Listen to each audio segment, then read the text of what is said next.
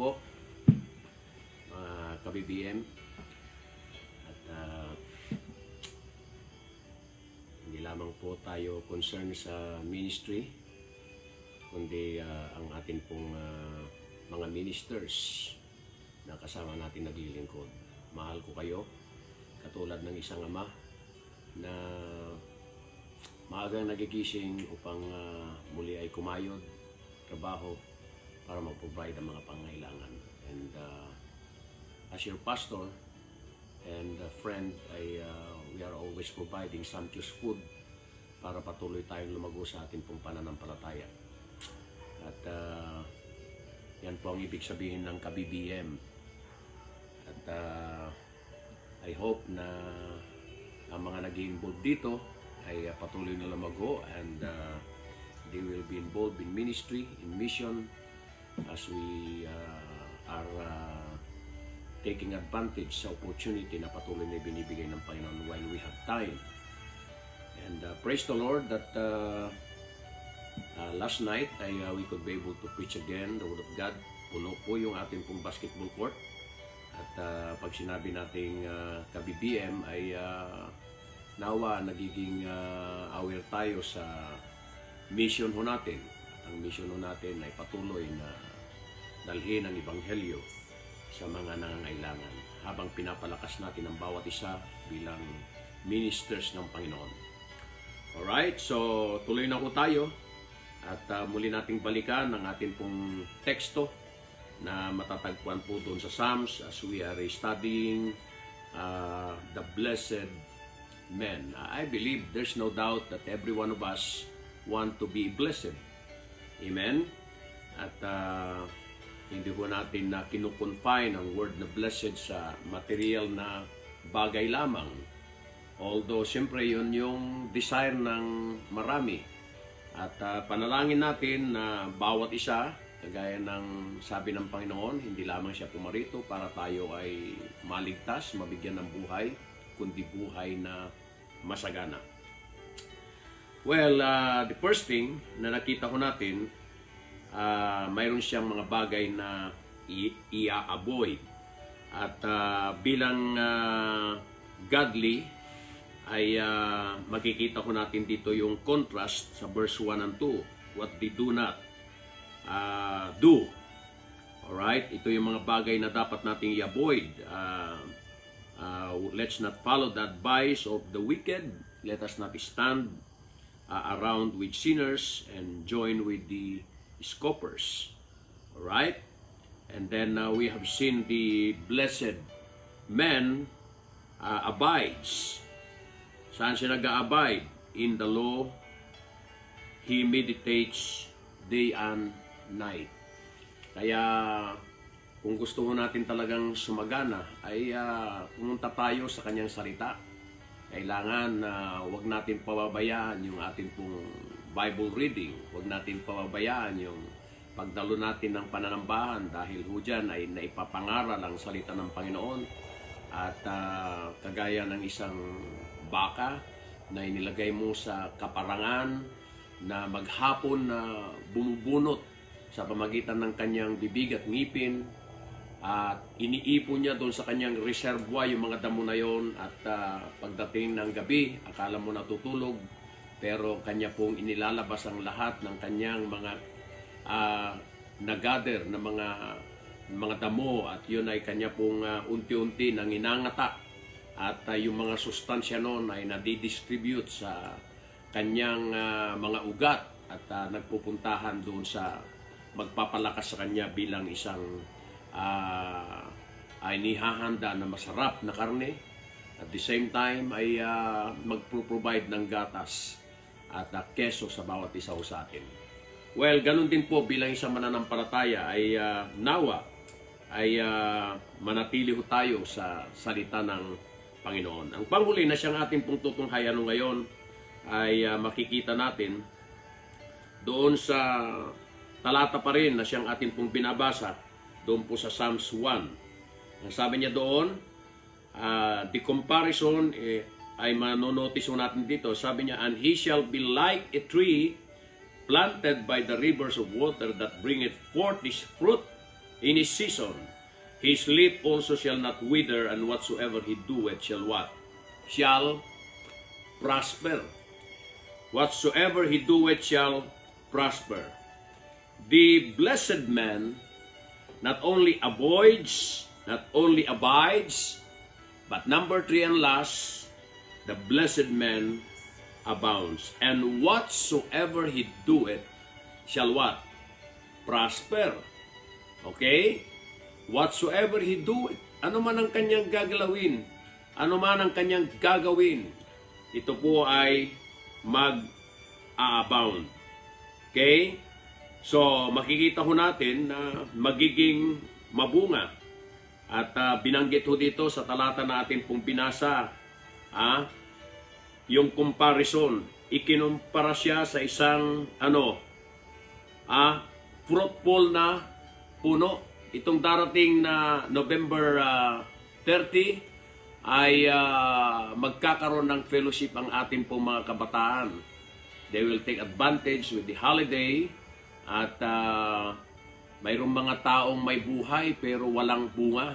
Just like the fig tree that was been cursed by God, expecting that there is what we call fruit.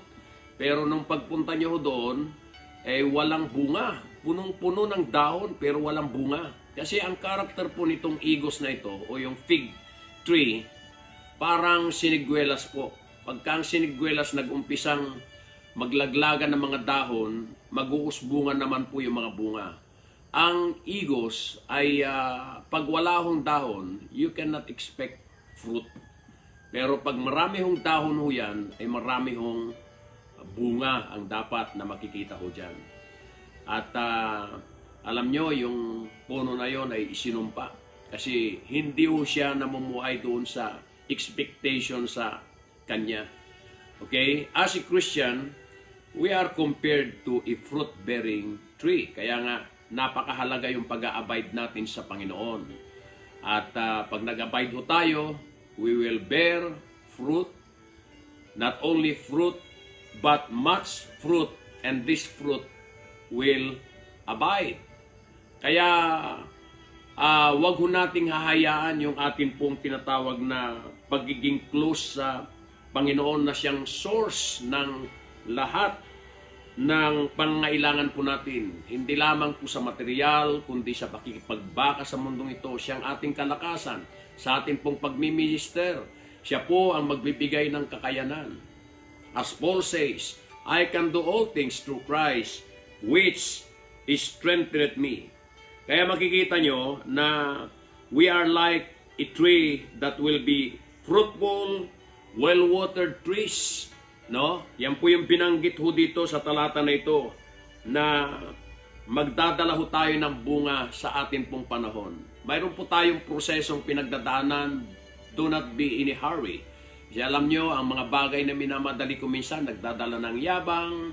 Ang bagay na nagmamadali ay kuminsan ay nagdadala ng frustration kasi hindi natutupad yung mga expectations po natin. Pero alam nyo, ang Diyos ay Diyos na matuwid. Kaya ho, mapangahawakan ng kanyang salita. At sabi nga ng Bible, let us not be weary in well-doing. We have to be steadfast. We have to be unmovable, always abounding in His work, for as much as we know that our labor will never be in vain in the Lord. Hindi ho magiging sayang ho yan, mga kapatid. Kaya ho kayo na kailangan, tayo po ay magpatuloy. At mayroon pong binanggit dito na season. And I believe that God will make all things beautiful in His time. God has His own timetable. Pag ikaw ay naihanda na, ihahanda na rin ng Panginoon ang mga bagay na dinidesire ng buhay mo. Kaya nga ho, binanggit ho dito, katulad ho tayo ng isang puno na nakatanim saan? Sa tinatawag na tabi ng ilog, saganang tubig. Alam nyo, pagka nakita mo ang isang garden na well-watered, cared, manicured, makikita mo, napakagandang tignan. Alam nyo, ang isang Kristiyano na nag-a-abide sa Panginoon, ang isang Kristiyano na nanatili sa kalooban ng Panginoon at patuloy niyang ginagawa, ay makikita nyo na nag-a-abound siya sa lahat ng mga bagay. Okay? He is abounding. As the Bible says, and whatsoever he doeth shall prosper. Alright? His leaf also shall not wither. Okay? Kaya marami hong mga Kristiyano, tuyot na tuyot. Pag kinumusta mo, makikita mo walang glow. Okay? Walang glow, walang ningning. Alright? Mahalata mo na they are stressed in life. Kaya alam nyo, ang isang Kristiyano na nag-a-abound sa Panginoon ay makikita nyo nandoon yung tinatawag na excitement, punong-puno ng pag-asa. Na alam niya, ang lahat ng mga bagay, it will turn into good. Kaya alam niya bilang isang palataya, yan ang tinatawag na blessed man.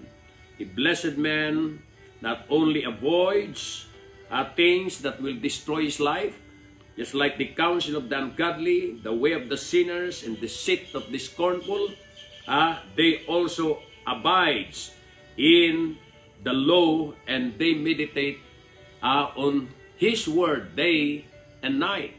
And nakita ho natin ngayong umaga, the blessed man abounds. I experienced that personally, and you can see it, and tunay nga ho na hindi ho natin ma-attribute yan sa sarili nating kakayanan at sariling kagalingan. That's the very reason I'm always amazed, and all I can say, Lord, thank you for what you have done. But part ng mga pagpapala na atin pong matatamo ay desisyon na atin pong ginawa nung nakaraan, desisyon na siyang ating gagawin ngayon kung gusto natin may mas magandang hinaharap. Kaya mga kapatid ko, nawa itong talata na ito ay makatulong at maging panalangin ko po bilang inyong pastor, bilang ka-BBM, na lahat tayo ay makaranas ng kasaganahan at tayo po ay maituturing na blessed men. So nawa po ang Diyos ang siyang magpala sa bawat isaw sa atin, kunting minuto para sa ating katututo. At tunay nga ako na sa mundong ito, mayroon tayong kapagapagan, ngunit kay Kristo ay mayroon tayong kapayapaan. Laban lang mga kapatid, fight. At sa lahat ng mga in tune ay salamat at sinamahan niyo akong gumising na maaga sa napakagandang araw na ito na kung saan ay punong-puno ng pag-asa na hindi tayo pababayaan ng Panginoon. Louie, thank you for watching. I've seen my pamangkin, Eli, watching nanood din kanina. At mga kapatiran, hindi ko na humaisa-isa at nawa po ang Diyos ang siyang magpala sa bawat isa po sa atin. Again, ulitin ko po, laban. Fight.